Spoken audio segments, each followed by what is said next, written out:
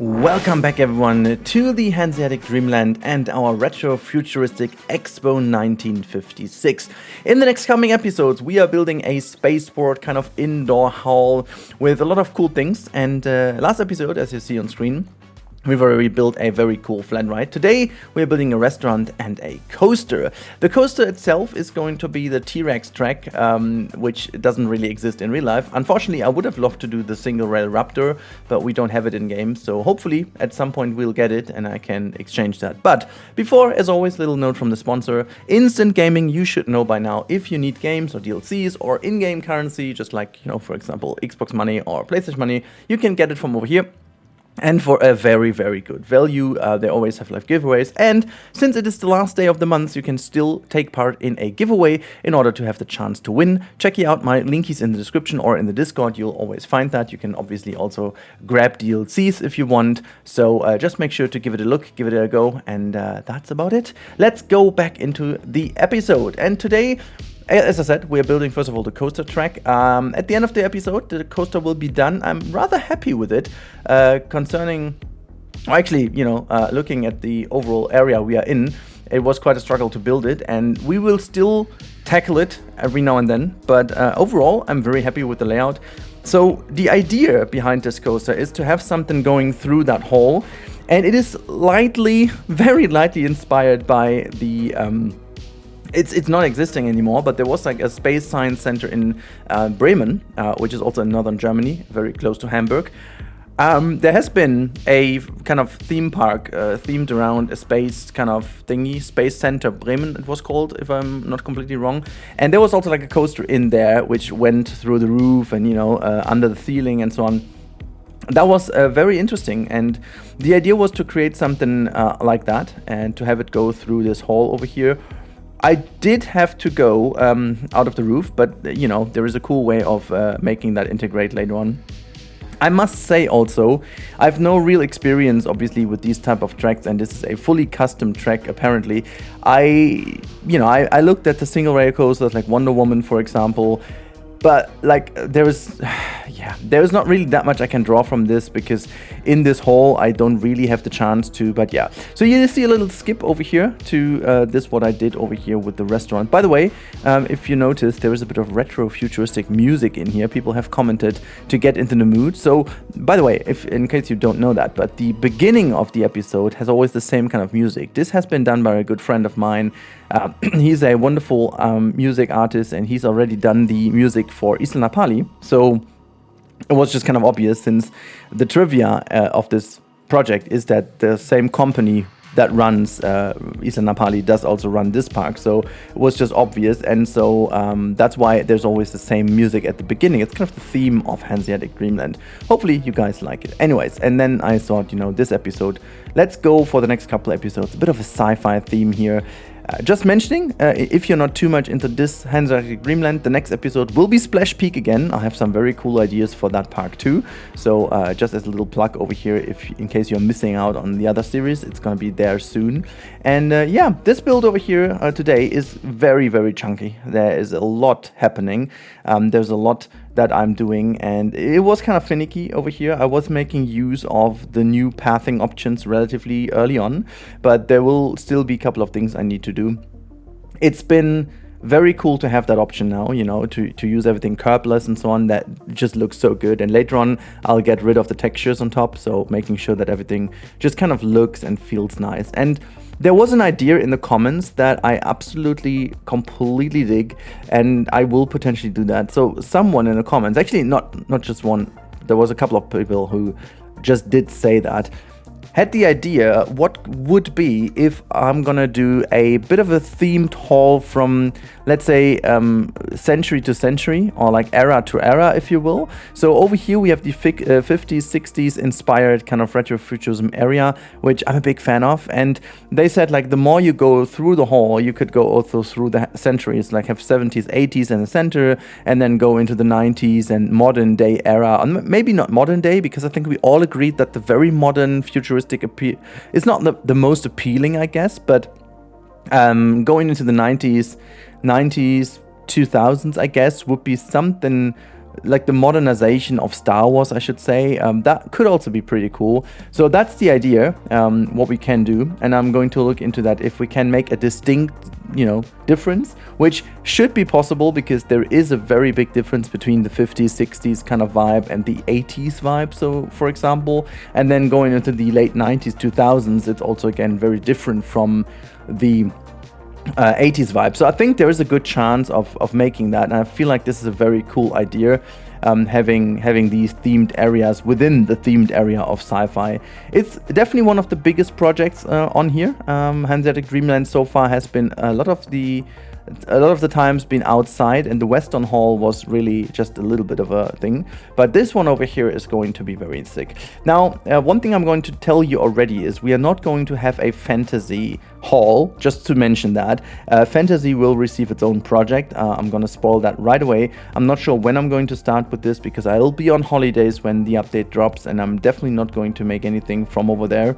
Or maybe anything is a lie, maybe, but more than an overview video maybe is not on the list, at least for now, because again I'll be on holidays in Spain, so potentially I just want to have a bit of time with me and the family. So that's not going to happen, but later on I will then transition into doing something cool with fantasy. I just have an idea, but there's a very high likeliness that we are going to see a pirate area in here too, which just kind of makes sense in a harbor.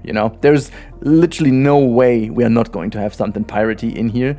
I'm not entirely sure how we do it. I have again certain ideas, and people had already certain ideas even before we knew that the pirate pack is gonna make a return that early, but it's very cool. So yeah, speaking about the restaurant, I was a bit more free in doing the restaurant over here because we are already indoors. I was able to make that restaurant apparently a little bit different. So also, people said in the comments, and now I'm hearing that all the time, that I'm saying apparently very often, and much likely there are some other words I'm saying very often. It's kind of fun to quickly talk about that because, I am watching my videos as well after I recorded them. I'm not like fully listening through all the 12 minutes, but I'm like skipping through if there's no audio problems or so. And it's kind of funny because I do also listen to English audiobooks. I'm watching series every now in English and trying to keep on improving my English in so many ways that sometimes you take over certain things from someone. I can't even mention who that was, but potentially I've heard something where a person relatively often use apparently as a filling word, and then you take that over, and as you go on, as you try to learn more and more, there will be another word that's just going to take over. It is what it is, I'm fine with that, and now I try to be a bit more conscious about the word apparently and trying to not overuse that. But it's gonna be substituted by another word for sure. And if you see that or hear that, let me know in the comments. I'm fully fine with that. That's the way of learning and being more self-aware of what you're saying. And I guess maybe this is also why we're seeing the coaster. I will be talking about the coaster in the real-time part because I have to talk about this. We are going underground. There's a good reason why we're going underground, which mainly is because of the space availability in here. But I didn't want to make this coaster get too much space from the area above. If you have seen the episode where we built the overall structure, the main hall where this all sits in, you know that this whole thing was raised already by a couple meters, which fits in very well now with the idea of getting this coaster underground, because being in a harbor area, being at water level, at sea level, would be even more complicated to bring the coaster underground. Now, as this whole building is already quite some meters raised in the air, it does function quite well. So not just, now we come to something very special, but before I talk about what I'm doing over here, because that's going to take quite a while, even in the time lapse, let me just quickly talk about one thing that I found very interesting. So, in the past, people have told me, I think it's quite a long time ago, why I'm not doing any scripts or so. I should do scripts. And I gotta say, I think one of my best abilities also at work is doing presentations and speaking freely. And I want to practice that with every single video I'm doing. I want to practice being able to do commentaries on a free base. I have some notes. If there are some certain topics I want to talk about, I absolutely love doing that. But I'm a big fan of doing free voiceovers and trying to take you in with my emotions, with what I'm feeling, what I'm thinking about while watching the same that you do. I'm literally just looking at the time-lapse again and trying to give you an idea what I'm doing. So as of now, we are doing a retro-futuristic spaceship. That was quite a struggle. I had something very specific in mind, but that had some very organic structures. That was a struggle, but now you can really take inspiration of what pieces you can do for what. I'm very happy with the final result. Let me spoil that already, but oh boy, that took a while to get there. Anyways, back to the point. I think if you have a script, it sometimes obviously sounds very nice. It sounds super elaborate and very clean and just get straight to the point, and I'm fine, you know. If you do kind of informative videos or very like knowledge-based videos, I think that's the way to go, and I'm a very big fan of it. There are people who are very much better at doing scripts and then also present them. There are people who do that very much worse, where it is just reading out what you're having in front of you, which is also not the idea of a script, by the way, but that's a whole different topic. I just feel for this type of videos and these type of things I do, it's just not suitable. I could even make a script for the overview videos, you know, that would be a lot more easy, to be honest. Just type in ChatGPT, here, these are the new pieces, these are the features, make me a nice script, and then just read that out, and the video would be 5 minutes instead of 15. That's fine. You get the info quickly, all good. But is that like translating what I'm really feeling about that and looking at these pieces, what my idea is? Totally not. So at the end of the day, all I'm saying is you won't see me doing scripts over these voiceovers. But that doesn't mean I will do scripted videos in the future, maybe about certain important topics or maybe speculations about a future Planet Zoo 2 or so. Might possibly be a thing, but I hope that you guys appreciate that I'm not doing these kind of scripts in my videos. And yeah, maybe I do this. Sometimes I do this for the intros, by the way. It's not really a script. It's just like noting down what I want to say to get it across for the different cuts, but that's all. Now back to this wonderful spaceship, which looks very funky indeed. It looks like a Google version of a spaceship with all the colors, by the way.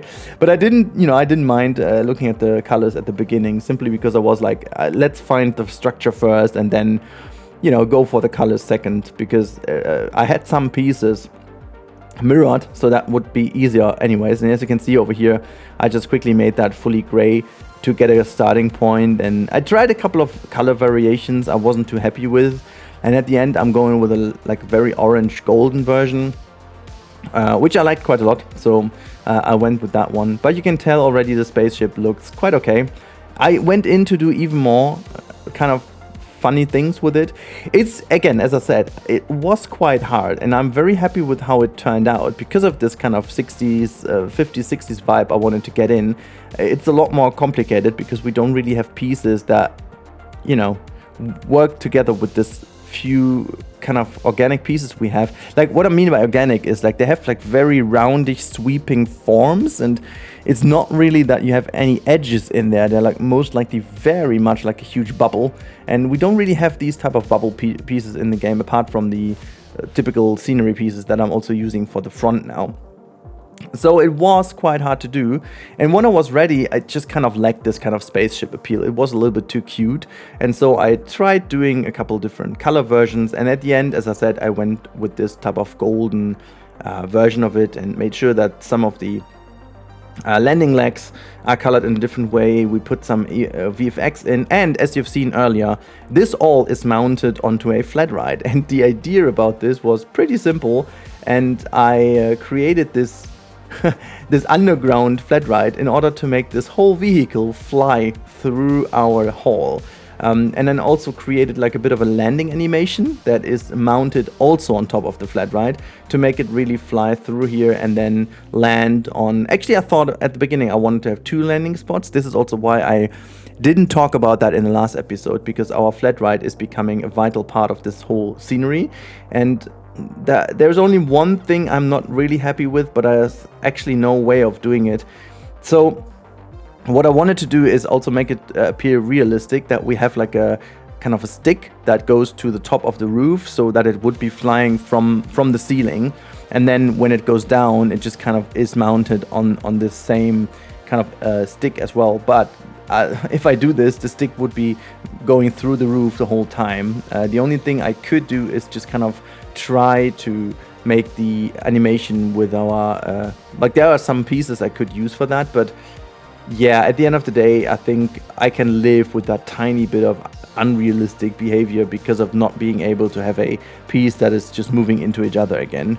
So yeah, we have that spaceship now flying in our retro futures. Do you see that English? See, I could have cut that out, but that's just not how it is. Retro futuristic hall. But outside, I promised you guys that we will have something else as well. And so I made a second version of this spaceship that is going to be outside mounted on that flat ride. I found putting that on one of the arms is looking very funny indeed and make that whole spaceship move very interestingly. But as you can see, when it's not activated, it looks a bit odd. So I needed to place that in the middle anyways. And I did something else very funny then, and I put some meteoroids on. And so that with the movement of the flat ride, it looks like as if this spaceship is flying through kind of an asteroid field or so. I was very happy with how that turned out. It looked very, very cool. And we are going to look at that in the real-time part. And yeah, it just really turned out more beautiful than I thought.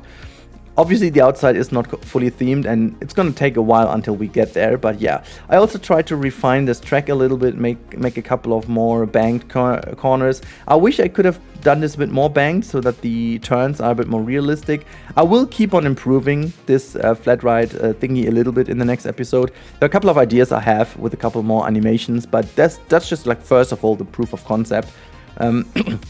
I'm also willing to try if I can somehow extend the landing a little bit so that at least the spaceship is hovering there for a bit longer. We all know exactly how that's going to work, but yeah, for the moment being, I needed to just make sure that we have the basics done, and that's just how it is. Again, as I said, I really, really like how that turned out overall. Made sure that this flat ride also gets a bit of a theming here. I used some of the aquatic pieces that go super well together with this type of retro futuristic sci-fi stuff. As you can see, it just goes super well together here with the sci-fi pieces themselves, and I put like a little rocket on here. I'm not sure if I'm keeping that, like just like a little idea. I'm not entirely sure if that fits, but just having that done, we have that flat ride, like a landing platform. This is a spaceport, which it should be from the beginning, and I'm very happy with that turnout. And then I also made sure that we have a bit of the landing animation, that the main engine is cut off, and then, you know, we only have the landing animation. But that shall be it with the time-lapse. As you can see, there has a lot of stuff been done. And so let's hop on into the real-time part to have a look how the whole thing looks in action. Here we are in the real-time part, and as you can tell, there is our spaceport area. We do also now have wonderful kind of floor graphics, and there you can see the spacecraft flying around.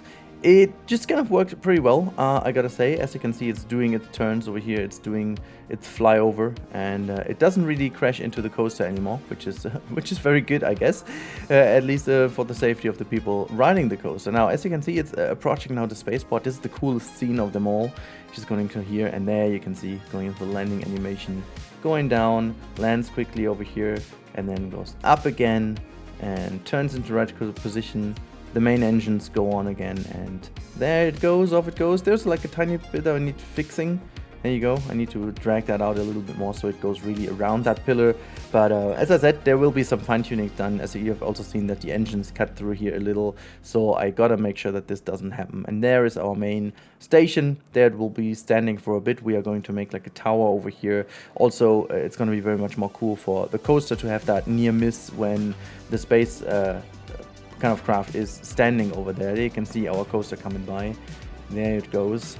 And then over here, it's gonna go into the ground. Woo! And then it's gone for a moment, and we'll be approaching out of here in a second. It's gonna be very cool once I got rid of the pathing over here. It's going to look very nice, and we're going to style this thing obviously like a rocket. This will be looking very cool as well, as if there is another spacecraft going through our spaceport. So the whole story is going to come together right now, and I'm very, very happy with it so far. As you can see, our restaurant is very much in use already. It still seems a little dull over here. I need to do a couple more things, a bit more sound, a bit more kind of plants and so on, so to make it a bit more feel alive. But yeah, they can see, by the way, for the second time. Again, I need to make sure that these engines go out a little, and maybe it just stands there for a second second and then goes up again. Everything you can easily do. We have some new kind of images over here, very big. I'm gonna give them some frames to make it look a bit nicer. But as you can go up over here, you can see our restaurant is pretty much in use. This is also such a cool view over here through the ceiling. If you're standing over here, you can see the spacecraft flying by, and it just looks like as if there's a real spacecraft flying in the sky, or actually I should say in the space. So yeah, it really feels nice, and it's gonna be feeling even more nice once the whole hall is done. I still need to debate if I need to do something about the realism of this thing, as if it was mounted to the ceiling, as I said in the, you know, in the voiceover. They can see also we've got some laser effects once it's stopping up here, so it would be also very cool from looking over here. There you can see it. Ah, that's so cool. I am really loving that. Look at people eating. What you guys have? Oh, you got lasagna and your little salad. Is there someone with the burger? Nope. Oh, you got a burger? No. Oh my god, look at all these veggies over here, all eating salad. So healthy, people. But yeah, so this is pretty nice indeed. Oh, what do you have? Look at that. Like there's some rice with a little taco. Very nice indeed. Don't we have a burger over here? I thought we had a burger, but we don't. Okay, anyways. So this is that, and we're going down again. Down, to show you one last thing. I'm going to ride one last thing with the coaster indeed.